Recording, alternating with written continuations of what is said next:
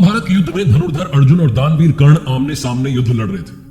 जब जब कर्ण का तीर आता था, अर्जुन का जो रथ था वो थोड़ा पीछे खिसक जाता था, और जब जब अर्जुन तीर चला रहे थे तो उस तरफ कर्ण का जो रथ था वो थोड़ा ज्यादा पीछे खिसक जाता था। जैसे ही कर्ण का तीर आके अर्जुन के रथ पर लगता, अर्जुन का रथ थोड़ा भी पीछे खिसकता, भगवान श्री कृष्ण कर्ण के साहस की, वीरता की प्रशंसा करने लगते।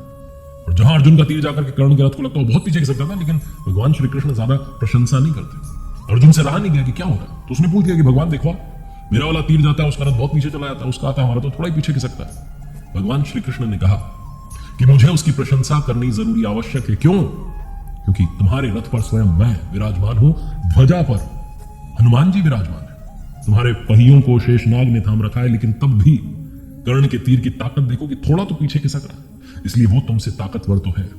अर्जुन ने जब ये सुना और समझा तो उसका जो घमंड था वो चूर चूर हो गया, टूट गया। कर्ण महाभारत का अहम किरदार। कर्ण को लेकर के बहुत सारी बातें दुनिया में कहीं सुनी जाती हैं। कर्ण से सीखने के लिए बहुत कुछ है, कर्ण की गलतियों से भी सीखने के लिए बहुत कुछ है।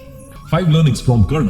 आइए शुरू करते हैं। सबसे पहले बात करता हूं मैं कर्ण के किरदार की। तो बहुत से लोग दुनिया में जिन्होंने महाभारत को पढ़ा समझा है वो कहते हैं कि कर्ण से क्या सीखे। कर्ण तो महाभारत को रुकवा सकता था, कर्ण ने ये नहीं किया। कर्ण की गलतियों से भी सीखा जा सकता है। सबसे पहले मैं ये कहूंगा कि कर्ण की गलतियों से सीखिए, कभी जीवन में ऐसी गलतियां मत कीजिएगा। पहली गलती जो कर्ण ने की, हस्तिनापुर में जब सारे राजकुमार शिक्षा ग्रहण करके वापस आए, कौरव पांडव, तो सारे राजकुमारों की जो कला थी उसका प्रदर्शन करवाया जा रहा था। मैदान में सब इकट्ठे थे और सब अपने टैलेंट का शोकेस कर रहे थे। तभी वहां कर्ण पहुंच जाता है और अर्जुन को चेतावनी देता है, खुली चुनौती देता है कि आ जाओ मेरे साथ में, आजमाओ, बताओ किसमें कितना दम है। अब कर्ण जो था वो उम्र के हिसाब से युधिष्ठिर से बड़ा था, भीम से बड़ा था, यहां तक कि अर्जुन से काफी बड़ा था। बहुत एज डिफरेंस था। अपने से काफी छोटे को ऐसे ललकारना ये शोभा नहीं देता। यही पहली गलती कर्ण ने कर दी थी। दूसरी गलती जो कर्ण ने की थी वो थी भरी राजसभा में जहां चौसर का खेल खेला जा रहा था, पांडव हार चुके थे, द्रौपदी को बुलाया गया, चीर हरण किया जा रहा था। तब दुर्योधन के ही भाई विकर्ण ने कहा कि ये गलत हो रहा है भैया, इसको रोक दीजिए। तब कर्ण विकर्ण से बहस करने लगा और कहने लगा कि ऐसी स्त्री के साथ तो ये सब होना चाहिए। बहुत सारे ऐसे शब्द कह दिए जो नहीं कहने चाहिए थे, और वही सब जो शब्द थे, वही जो दृश्य था, वही महाभारत का कारण बना। कर्ण चाहता तो वो रुकवा सकता था, वो नारी का सम्मान कर सकता था, लेकिन वो आवेश में आकर कहता चला गया और युद्ध का कारण बना। इसलिए जीवन में कभी भी किसी भी नारी का अपमान मत करना। दूसरी बात जो सीखी जा सकती है, कर्ण के किरदार से काफी सारी अच्छाइयां भी थी। दानवीर था कर्ण। दूसरी बात जो सीखी जा सकती है वो है बाउंस बैक करना। जीवन में विपरीत परिस्थितियों में भी खुद को टूटने नहीं देना। भगवान श्री कृष्ण और कर्ण का संवाद जब होता है तो कर्ण कहता चला जाता है कि प्रभु मेरे साथ तो सब गलत होता गया। जिस मां ने मुझे जन्म दिया उसने जन्म देते ही त्याग दिया। मुझे क्षत्रिय होते हुए भी क्षत्रिय धर्म निभाने का मौका नहीं मिला। मुझे गुरुकुल में शिक्षा नहीं मिली, मुझे भटकना पड़ा।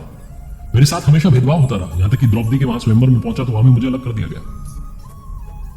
लेकिन कर्ण के जीवन से जो सीखने वाली बात है, उसने हर परिस्थिति में खुद को ढाला और उससे बाहर निकलने की सोची, बाउंस बैक करने की सोची।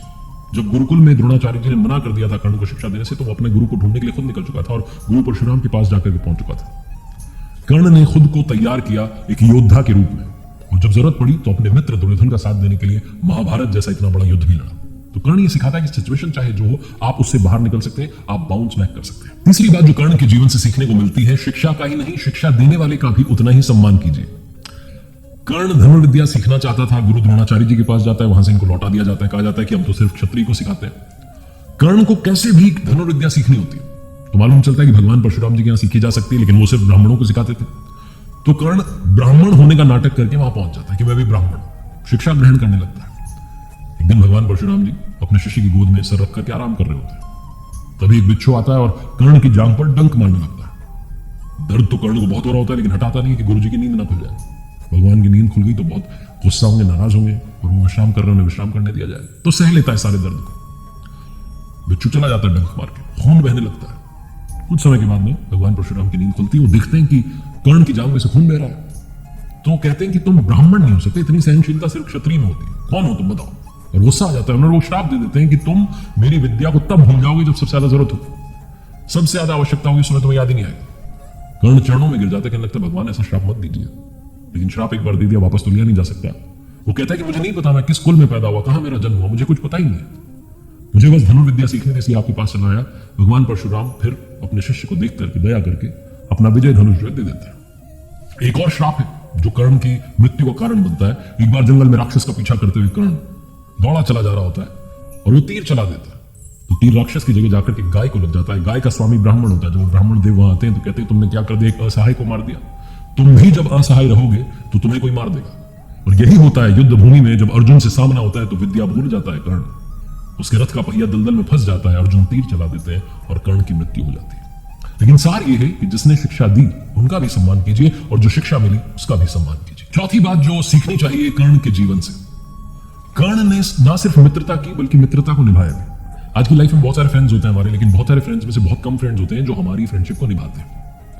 कर्ण को मालूम था कि जीत इस महाभारत के युद्ध में पांडवों की होगी, क्योंकि उनके साथ में भगवान श्री कृष्ण खड़े हुए। लेकिन फिर भी कर्ण लड़ता चला गया, एक बार भी ना नहीं कहा। अपने मित्र दुर्योधन को यह भरोसा दिलाता गया कि हमारी जीत होगी, हम लड़ेंगे, हम जीतेंगे। कौरवों की पूरी सेना आंख मूंद करके कर्ण पर विश्वास करती थी। दुर्योधन ने भी मित्रता निभाई थी। जब पांडवों ने कहा कि कर्ण कोई राजा तो है नहीं, हमसे युद्ध कैसे करेगा, तो तुरंत एक राज्य का राजा दुर्योधन ने कर्ण को बना दिया था। कर्ण को जब महाभारत के युद्ध में बीच में मालूम चलता है कि उसकी जो असली मां है वो कुंती है, वो पांडवों का ही भाई है, तब वो मां कुंती को प्रणाम करके कर्ण कहता है कि मां माफ करना, लेकिन इस युद्ध में आपके 5 ही बेटे बचेंगे। युधिष्ठिर रहेंगे, नकुल रहेंगे, सहदेव रहेंगे, भीम रहेंगे, लेकिन अर्जुन और कर्ण में से सिर्फ एक बचेगा, क्योंकि युद्ध तो मां होकर के रहेगा। कर्ण को सब कुछ मालूम था, हार सामने खड़ी थी, लेकिन फिर भी कर्ण लड़ता चला गया अपनी मित्रता के वचन को निभाने के लिए। दोस्ती निभाना अगर सीखना हो तो कर्ण से सीखिए।